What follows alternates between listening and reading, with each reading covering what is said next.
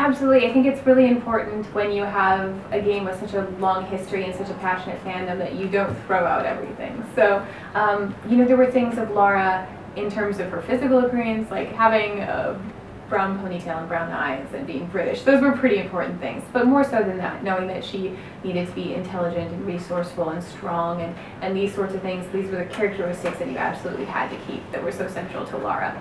But then, you know, we played with other things. So she does come from a family that has ties to archaeology, and that's something that's in her blood. But if you read the comics or the books or so on, you can tell that she's trying to make it on her own and not, you know, not fall under her family's name and so on. So there's things that we've taken and there's things that we've played with a little bit. And it's hard. You have to strike that balance to make sure that it's something that fans still identify with and they feel like it is still the spirit of Tomb Raider and Lara Croft.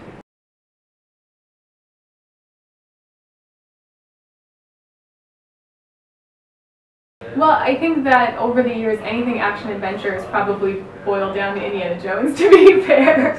I think that we all just love action-adventure games, and in the studio we love Uncharted. You know, we're all fans of action-adventure and so on. But I think what we did is we really tried to focus on making something our own within the action-adventure space. So we think we did that through making it survival adventure, which is kind of our unique brand of that. So it's what you would expect from an action-adventure title. But the last game had a lot of thematic survival elements, and now in Rise of the Tomb Raider, we've evolved that from not just thematic elements of survival, but to actual gameplay mechanics that involve a lot of survival, whether that's hunting and gathering resources, or, you know, using the environment to your advantage and so on.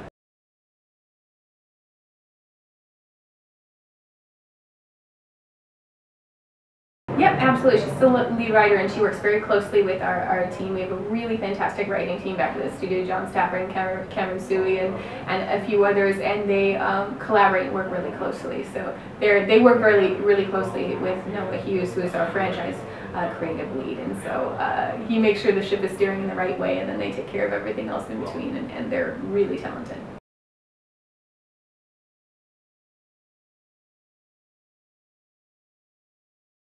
Yeah, so I think what's really great about Lara and Rise of the Tomb Raider is that it's really an evolution of her journey and her character. So there's a lot of gameplay mechanics that we're really proud of and that we've evolved and that we think make the experience very unique from the last game. But also a huge part of that journey is Lara's evolution as a character. So in the last game, she was kind of thrust into a situation that was out of her control. She thought she was going on this academic adventure of sorts, and she ends up stranded on this island. And so in this game, she's setting out on her own. She's choosing to go on these adventures, and she's, you know, not going to give up until she finds answers and understands what she saw. And so I think that the fact that she's putting herself into this situation and she's being so forward about that is a huge evolution of her character. You're starting to see her accept her destiny as the Tomb Raider.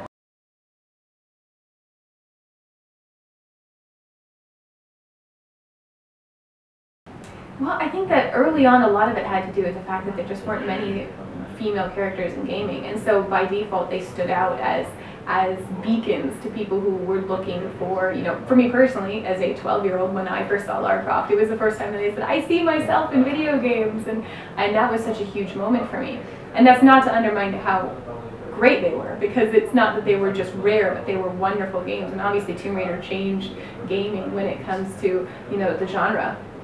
But I think that they've lasted so long, and I think in particular Tomb Raider's lasted so long because they've had great creative teams behind them, and teams that are willing to take risks, and I think that's something that hopefully has paid off.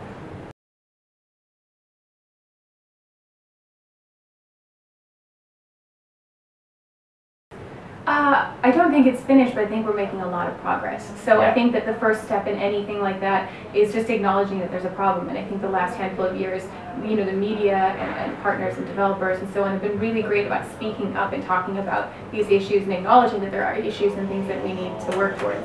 I also think that it's wonderful the rise of independent games have really helped diversify not only the type of protagonists that we see, but the stories that are being told, and proving that, you know, these unique stories are worth telling and that people want to consume them. They want to play these stories from unique protagonists or underserved communities.